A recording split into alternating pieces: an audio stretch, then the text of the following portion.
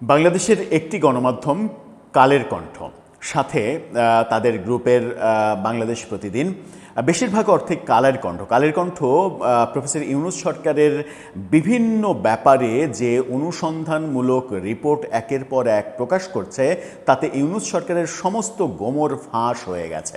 ইউনূস সরকারের যত অপকর্ম সব কিছু এখন জনগণের কাছে পরিষ্কার হয়ে গেছে।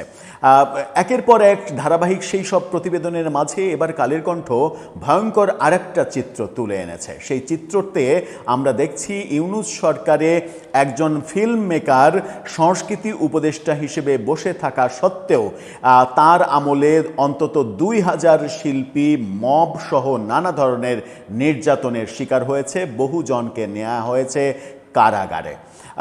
এটা বাংলাদেশের সাংস্কৃতিক ইতিহাসের একটা ভয়ঙ্কর চিত্র। এর আগে কেউ কখনো এমনটা কল্পনাও করতে পারেননি। অথচ মেটিকুলাস তথাকথিত একজন ধান্দাবাজকে সংস্কৃতি উপদেষ্টার পদে বসিয়ে রাখা হয়েছিল, যিনি বসে বসে দেখেছেন এই ভয়ঙ্কর চিত্র। শুধুমাত্র 2000 ব্যক্তির কথাই দাবি করছে কালের কণ্ঠ, সাথে তো রয়েছে ছায়ানট পুড়িয়ে দেয়া, জ্বালিয়ে দেয়া, ধ্বংস করে দেয়া, উদীচিতে আগুন দেয়া। এই ঘটনাগুলো তো রয়েছে, যে ঘটনাগুলো তাদের হিসাবের বাইরে রয়েছে। চলুন একটু ভয়ঙ্কর এই খবরটা বুঝে দেখি যে কোন কোন ক্ষেত্রে এই ঘটনা ঘটানো হয়েছে এবং আমাদের মানে অনেকের কাছে সাংস্কৃতিক ইমাম হিসেবে যিনি আবির্ভূত হয়েছেন, সেই ব্যক্তি সংস্কৃতি মন্ত্রণালয়ে বসে থেকে কি ঘোড়ার আন্ডাটা পেড়েছেন। থাকবেন পলিটিক্স টিভির নিয়মিত আয়োজনে।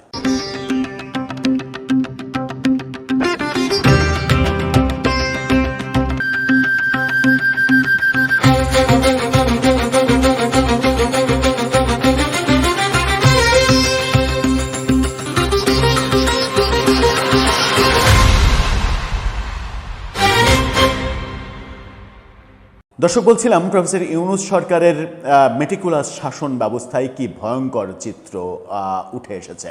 কালের কণ্ঠের এই প্রতিবেদনটাই যদি আপনারা একটু লক্ষ্য করেন, তাহলে বুঝতে পারবেন যে কতটা ভয়ঙ্কর হতে পারে ব্যাপারটা। তারা শিরোনাম করেছে, তাদের ছাপা পত্রিকার শিরোনামটা আপনারা দেখে নিতে পারেন। সেখানে তারা বলছে 2000 শিল্পী নিগৃহীত, এবং 2000 শিল্পী নিগৃহীত এই তথ্যের ভেতরে যে 6টা স্পেসিফিক ছবি ব্যবহার করেছে, শুধুমাত্র শিল্পী, সাথে বাউল, পাগল, তাদের কিভাবে নিগৃহীত করা হয়েছে সেই চিত্র উঠে এসেছে। সেখানে প্রথমেই তারা যে ছবিটা ব্যবহার করেছে, এই ফটোকার্ডটা দেখে নিন। তাদের 6টা ছবি নিয়ে যে কোলাজটা, সেখানে 2025 সালে ময়মনসিংহের তারাকান্দায় বাউল শিল্পী হালিম উদ্দিন আকন্দের মাথায় চুল এবং দাড়ি কর্তন।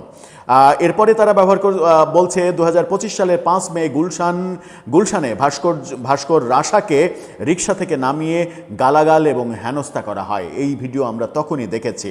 এরপরে তারা বলছে ঠাকুরগাঁয়ে 2025 সালের 26 নভেম্বর শহরের চৌরাস্তা মোড়ে বাউল শিল্পীদের উপরে হামলা এবং মারধর, এবং কারা হামলা করছে, মারধর করছে, কাদের সেই লেবাসে কি কি দেখা যাচ্ছে সেগুলো বোঝা যাচ্ছে। এরপরে ঢাকায় 2025 সালের 29 এপ্রিল অভিনেতা সিদ্দিকুর রহমান সিদ্দিককে কাকরাইলে মারধর এবং লাঞ্ছিত করা হয় এবং তাকে জোর করে থানায় দিয়ে কারাগারে পাঠানো হয়। পরবর্তীতে কয়েকদিন আগে কারামুক্ত হয়েছেন সিদ্দিক, এবং কারামুক্ত হওয়ার পরে দেখলাম যে তার ভিন্ন রূপ, তিনি দরবেশ হয়ে কারাগার থেকে বেরিয়েছেন। সেটাও তার আরেকটা রূপ, সেই রূপ নিয়ে কথা বলতে চায় না। এরপরে ঢাকায় 2024 সালের 19 অক্টোবর জাতীয় প্রেস ক্লাবের সামনে মারধরের শিকার হন কবি ও সাংবাদিক সৌমিত্র দেব। কিভাবে পিটিয়ে রাস্তায় ফেলে পেটানো হচ্ছে। এরপরের দৃশ্য মানিকগঞ্জের 2025 সালের 23 নভেম্বর বাউলদের শান্তিপূর্ণ সমাবেশে আক্রমণ করে ওই তথাকথিত তৌহিদি জনতা, যেখানে আমরা দেখেছি বাউলদের লাথি মেরে, ফ্লাইং কিক মেরে পুকুরে ফেলে দেয়া হচ্ছে। একটা ফটোকার্ড আপনাদেরকে দেখাতে চাই, বরেণ্য নাট্য ব্যক্তিত্ব মামুনুর রশিদকে নিয়ে এটা করা হয়েছে। মামুনুর রশিদ বলছেন, শিল্প সংস্কৃতির বিভিন্ন প্রতিষ্ঠান ও সাংস্কৃতিক ব্যক্তিত্বের ওপরে হামলাগুলো পরিকল্পিত।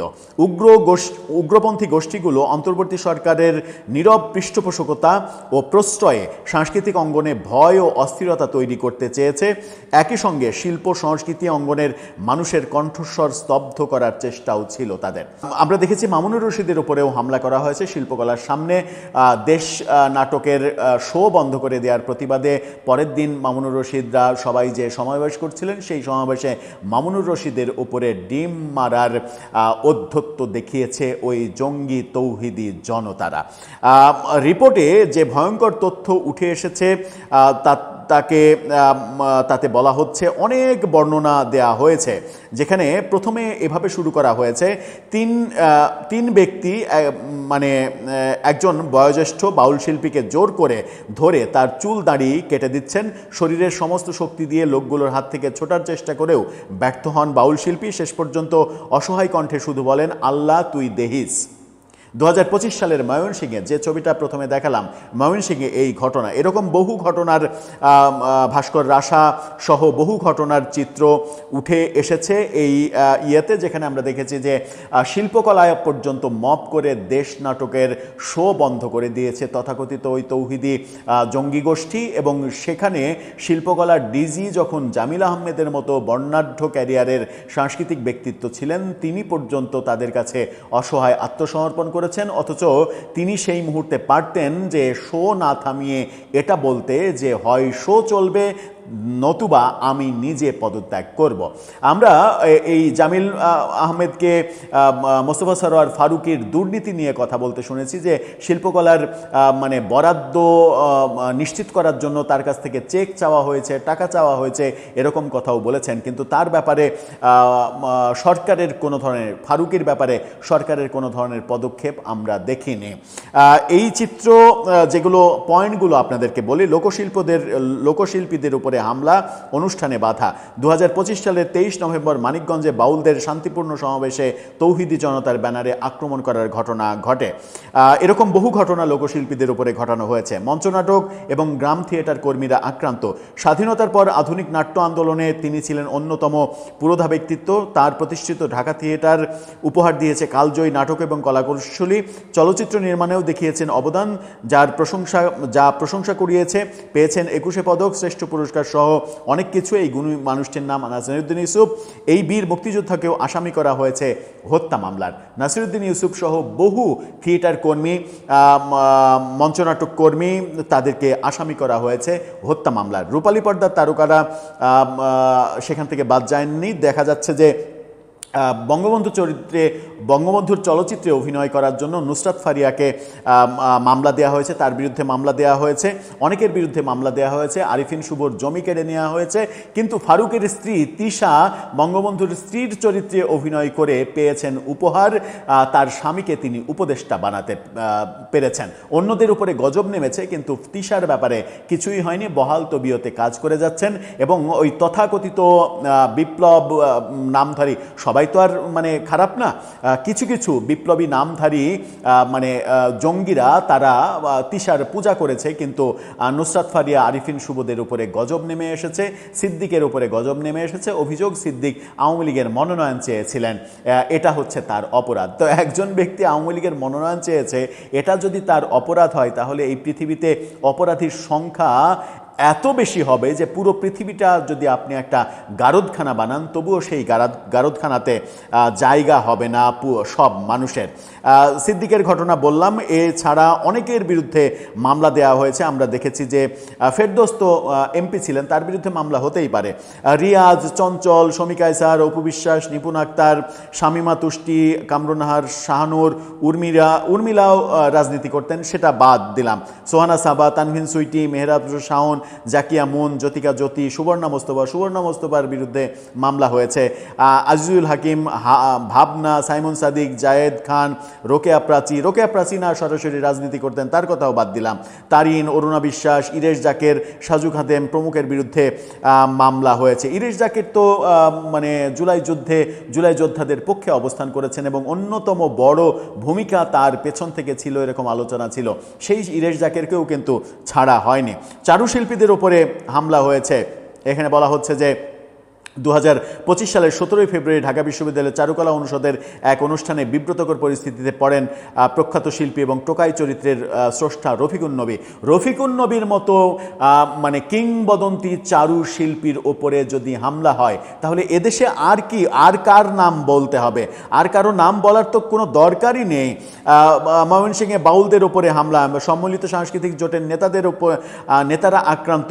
এই যে যেটা বলা হচ্ছে, সম্মিলিত সাংস্কৃতিক জোট তারা রেহাই পায়নি, কথাশিল্পীরা রেহাই পায়নি, কথাশিল্পীদের রাস্তায় পেড়ে পিটিয়ে মারা হয়েছে, এরকম দৃশ্য এখানে হামলা এবং সাথে মামলার শিকার হয়েছেন তারা, এই দৃশ্য করা হয়েছে। কারা হামলা করেছে সেই ভিডিও ফুটেজ নিয়ে তারা বলছে অধিকাংশ ক্ষেত্রেই তৌহিদি জনতা ব্যানারে এটা করা হয়েছে, কিন্তু তাদের সবারই স্পেসিফিক রাজনৈতিক পরিচয় রয়েছে এবং সেই রাজনৈতিক পরিচয় খুঁজতে গিয়ে কালের কণ্ঠ দাবি করছে যে এরা অধিকাংশই জামাত, হেফাজত, এই সব রাজনীতি কিংবা অরাজনৈতিক যে গোষ্ঠী তাদের সঙ্গে জড়িত। এদের প্রত্যেকেরই রাজনৈতিক এজেন্ডা রয়েছে এবং এই তৌহিদি জনতার সঙ্গে কখনো কখনো মানে ছাত্র জনতার লিড দেয়া ছাত্ররা তারা পর্যন্ত অংশগ্রহণ করেছে, তাদের অনুসারীরা অংশগ্রহণ করেছে, এরকম ভয়ঙ্কর তথ্য উঠে এসেছে। এই যে অংশগ্রহণ, এই সমস্ত অংশগ্রহণের পক্ষান্তরে সরকার ছিল নির্বাক, তারা চুপ করে এই সার্কাসগুলো দেখেছে এবং শুধু দেখা না, আমার মনে হয় যে অন্তরালে বসে এদেরকে পৃষ্ঠপোষকতা দিয়েছেন যে আমরা তো তোমাদেরই লোক, তোমরা সামনে থেকে যা ইচ্ছা তাই করো, মাজার ভাঙো, বাউল মারো, শিল্পী মারো, কবি মারো, চারুকলা মারো, এটা মারো, ওটা মারো, যাকে ইচ্ছা তাকে মারো, যা ইচ্ছা তাই করো, দেশটা আফগানিস্তান না হওয়া পর্যন্ত তোমরা তোমাদের অভিযান চালিয়ে যাও, আমরা এখানে বসে আছি, আমি ইউনুস এবং আমার শিষ্য ফারুকিকে নিয়ে বসে আছি, তোমাদের নিরাপত্তার সমস্ত দায়িত্ব প্রয়োজনে ওই স্বরাষ্ট্র উপদেষ্টা জাহাঙ্গীর আর আইনের মেটিকুলাস আসিফ নজরুল তারা দেখবে, তোমাদের যেন কোনো কিছু না হয়। যার সর্বশেষ উদাহরণ আমরা দেখলাম ছায়ানট এবং উদীচিতে আক্রমণের মাধ্যমে, সেটা প্রাতিষ্ঠানিক, এতদিন ব্যক্তি পর্যায়ে ছিল, পরবর্তীতে প্রাতিষ্ঠানিক পর্যায়ে ধ্বংস করার সর্বশেষ আলামতটাও আমরা দেখেছি। দর্শক, আপনার কাছে কি মনে হয়? এই যে কালের কণ্ঠ ভয়ঙ্কর চিত্র তুলে আনলো, তারা দাবি করছে যে অন্তত 2000 শিল্পীকে নির্যাতন করা হয়েছে, মব করা হয়েছে এবং তাদের সেই আক্রান্ত হওয়ার ব্যাপারে কোনো মানে কি ব্যবস্থা তো নেওয়াই হয়নি, বরং তাদেরকেই উল্টো মামলায় ফাঁসানো হয়েছে। এটা নিয়ে আপনার ভাবনা জানিয়ে লিখতে পারেন আমাদের কমেন্ট বক্সে।